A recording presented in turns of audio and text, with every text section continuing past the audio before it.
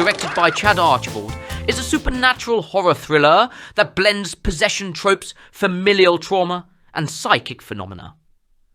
Let's uncover more about one of the best horrors of 2025. Glamorous Ashley Greene plays Cynthia Winston, a psychic doctor who has lost a husband and is dedicated to helping pain-afflicted patients with hidden traumas. She lives with her teenage daughter, Jordan, Ellie O'Brien, and the psychic ability is revealed to be inherited through their family. The story starts when a desperate Riley shows up at Cynthia's office with strange marks and the fear of a supernatural being that physically torments her. Cynthia is hesitant. Her daughter pushes her to help, though fears cling to the corners of her mind. At the same time, haunting accounts of a woman returning from abroad, unhealable with an odd illness, echoes Riley's own affliction. Model and actress Ashley Greene said the clash of caring for a newborn and being on a scary set gave her a sense of real-life motherly responsibility to pull from. She pulls off a performance in a role where emotional stakes are high. She shows tiny breaks and a quiet sadness that feels authentic as a widow with a great responsibility. In that way, she does more than play a made-up psychiatrist who has suffered loss. Ashley Greene first gained major fame for playing Alice Cullen in the Twilight Saga films from 2008 onwards, based on Stephen E. Meyer's books. She remembers being very young and watching Interview with the Vampire, 1994, at a cousin's house. It triggered her interest in horror/supernatural work.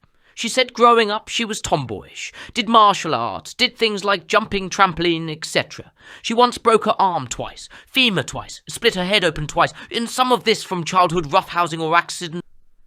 Shaylin Martin is Riley Harris, the scared kid who the unseen thing marks. Martin does not fall into the plain possessed kid routine. She gives Riley a mix of fear and will to survive. This pairs with Cynthia's story. Two women, each hurt in a different way, fighting the same dark force. The film shows that a monster can be a part of the mind as well as a thing you see. The other actors give the story balance. Jordan, Cynthia's friend, is the kind and steady voice that holds the plot when things get wild. The infected woman who comes back from another country shows the first clear sign that the thing can spread. Her sickness is a reminder that danger does not keep to borders. It can be like a disease that jumps seas, just as war or politics can cross lines. Director Chad Archibald is known in indie horror for using real affects. With about $1.2 million to spend, he chose real makeup, prosthetics and shadows instead of big computer shots for most of the movie. The monster, designed to appear perpetually hungry, is a masterpiece of prosthetic artistry. Sunken eyes, emaciated features, and veins crawling across its body. Large, disturbing contact lenses gave the creature an unblinking, inhuman stare. Although the film is heavy in tone, Archibald has shown a playful side in how he talks about making it.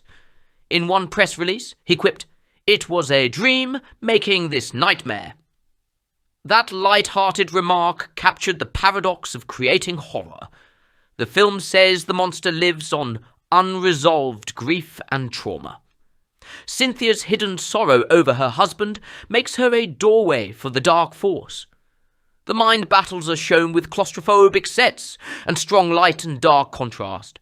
In the end, the monster is shown as grief itself, a twist that fits with older ideas that keeping feelings inside can be dangerous, and that people need to face their own ghosts. It proves that horror will always be powerful when it is tied to real human feeling and built with careful hands rather than complex computer tricks.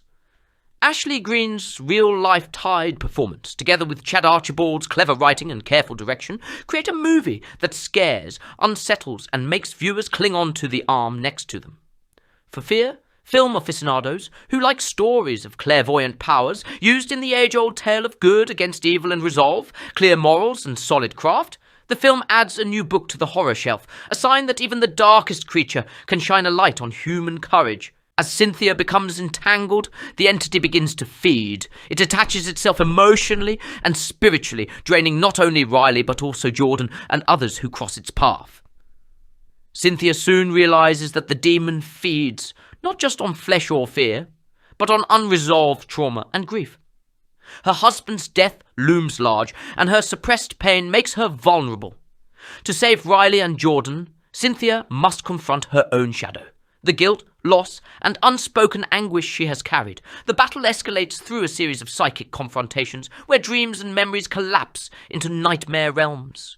Costumes and surreal set pieces blur the lines between reality and hallucination. What seems like an external monster becomes, at the climax, an embodiment of grief itself. The finale is both visceral and emotional, a battle not just of good against evil, but of acceptance against denial.